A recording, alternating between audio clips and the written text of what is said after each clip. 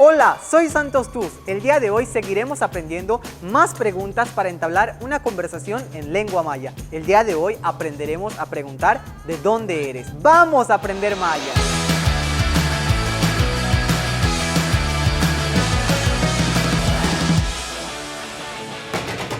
¿De dónde eres?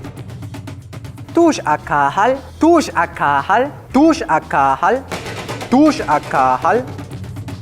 Ahora bien, si a ti te llegan a preguntar Tush akahal, una posible respuesta podría ser, por ejemplo, yo soy de Oshkutskap y diría Inkahale Oshkutskap, Inkahale Tekash, Inkahale Mérida, Inkahale Ho, Inkahale. Inserta aquí tu municipio. Inkahale. Inserta aquí tu municipio. Este día aprendimos a preguntar de dónde eres y al mismo tiempo a responderla. Nos vemos en la siguiente cápsula. Bueno, cuídate.